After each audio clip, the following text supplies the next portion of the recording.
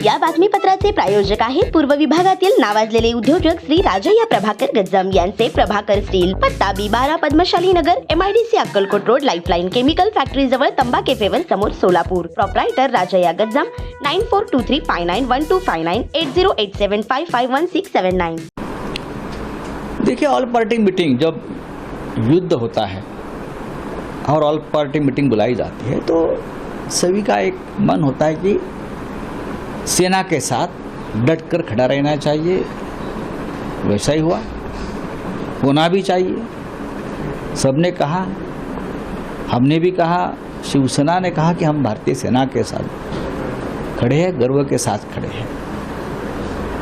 रक्षा मंत्री जी ने भी ब्रीफिंग की। रक्षा मंत्री ने कहा कि ऑपरेशन सिंदूर में 100 से ज़्यादा आतंकवादी मारे गए हैं, लेकिन असेसमेंट के लिए थोड़ा टाइम लगेगा।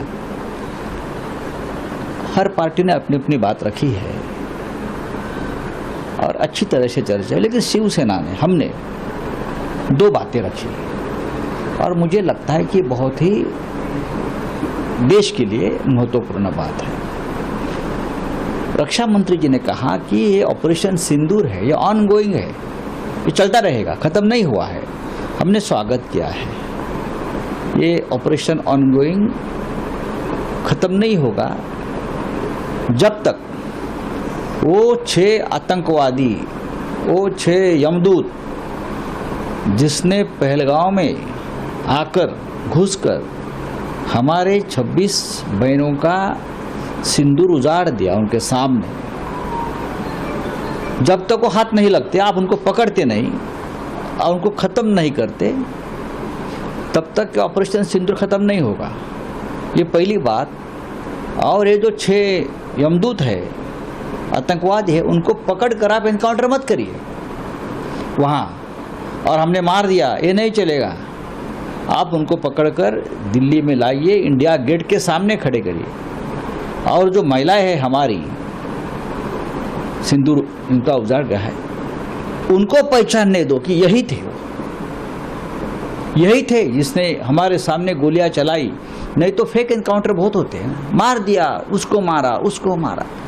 उनको पहचान होने के बाद उनको मार दीजिए और उनकी लाशें पाकिस्तान की बॉर्डर के बाहर फेंक दीजिए। यही बदला होगा, तब बदला पूरा होगा। यह हमने कहा है और ये बहुत देश की भावना का विचार करके मैंने कहा है। दूसरी बात, अब क्या होगा कि पाकिस्तान भी चुप नहीं बैठेगा। पाकिस्तान, उनकी नापाक हरकतें जो होती है वो सामने से नहीं लड़ाई करता ना।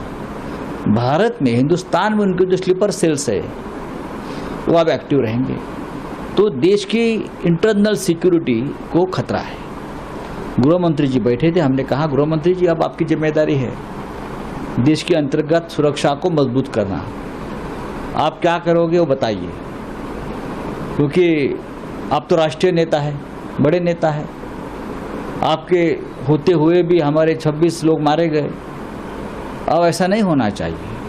इंटरनल सिक्योरिटी के ऊपर ध्यान देना चाहिए। ये 2 बातें हमने रखी है और लगभग मुझे लगता है कि सभी ने